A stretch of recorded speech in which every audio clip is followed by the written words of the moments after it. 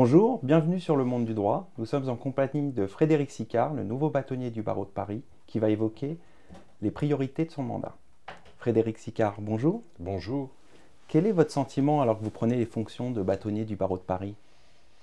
Humilité, je crois, un vrai sentiment d'humilité. Et puis, comme tous les avocats, en entrant dans un dossier, le trac, parce que c'est la volonté de bien faire. Donc humilité, volonté de bien faire.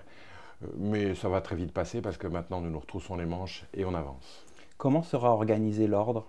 Alors, il y a deux organisations que nous mettons en place. D'abord, une organisation très centralisée pour ce qui concerne les permanents, puisque j'ai souhaité rassembler les permanents avec des pôles bien visibles, un pôle accueil et orientation, qui est ce que j'avais souhaité, c'est-à-dire la volonté d'aller vers les avocats, et puis à côté, un pôle de l'exercice extrêmement renforcé, un pôle des services réglementés, qui est l'ancien pôle de déontologie auquel j'ajoute les services réglementés, qui sont les services que la loi nous confie comme étant l'arbitrage des honoraires, l'arbitrage des conflits, tout ceci est là. Et puis, à côté aussi, vous avez toutes les fonctions support, et bien sûr, le cœur qui est important, la direction financière.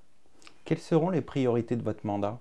Alors, les priorités sont assez simples, rassembler et encore rassembler, ce qui signifie plus de démocratie, je veux plus de démocratie ordinale, je l'ai dit, et puis plus de dignité, ce qui comprend la nécessité de baisser les cotisations, parce que ça fait partie de cette dignité dont nous avons besoin, cette unité, nous allons la retrouver, je l'espère, tant avec nos clients, qui sont jamais que nos concitoyens, qu'avec les avocats, parce que je pense que nous avons un fond commun, et c'est ce fond commun que nous devons mettre en avant.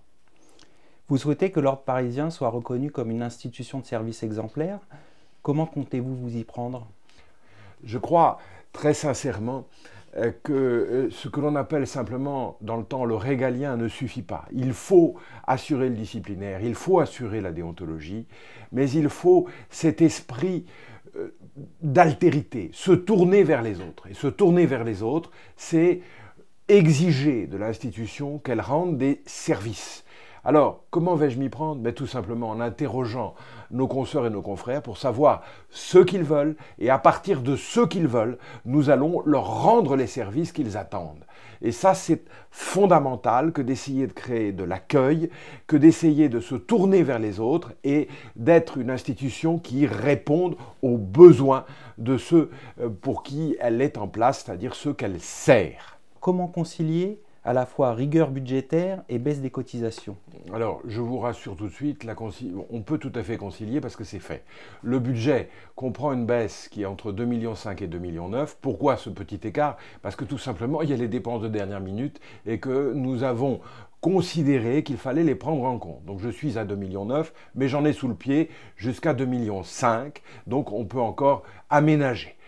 Les 10% de baisse des cotisations sont donc acquis. Reste à savoir maintenant comment on va les organiser. Eh bien ça, c'est le Conseil de l'Ordre qui va devoir reprendre ses pouvoirs en main et nous expliquer où ils voient les baisses. Nous allons leur faire deux propositions, puis ils choisiront comment ils voient la baisse des cotisations. Ils en rendront compte dans le cadre d'un débat public et ce sera très intéressant de voir ce que doit être la baisse pour tout le monde, ou différencier suivant les catégories, ça sera la question que le Conseil de l'Ordre tranchera. Vous avez fait une campagne sur les libertés.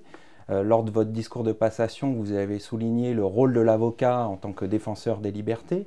Que pensez-vous de l'état d'urgence? Je ne suis pas sûr que nous ayons eu besoin d'état d'urgence.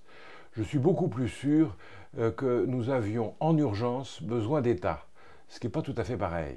Ça fait très longtemps, et ça c'est pas une opinion de gauche ou de droite, que nous ne mettons plus les budgets à ce qui doit être la justice, la défense ou la sécurité. En réalité, on a un peu l'impression qu'on est dans un état d'urgence au rattrapage. Et je ne vois pas qui, si ce n'est les avocats, va pouvoir dire ça suffit, l'état d'urgence justifie parce que nous avons un problème de sécurité, mais il ne peut pas servir à tout gérer, comme on le voit actuellement. tout gérer avec l'état d'urgence, en profitant de la suspension des libertés, c'est tout gérer avec un ersatz de droit. Or, la valeur de notre société, c'est le respect du droit. Je vous rappelle juste une chose.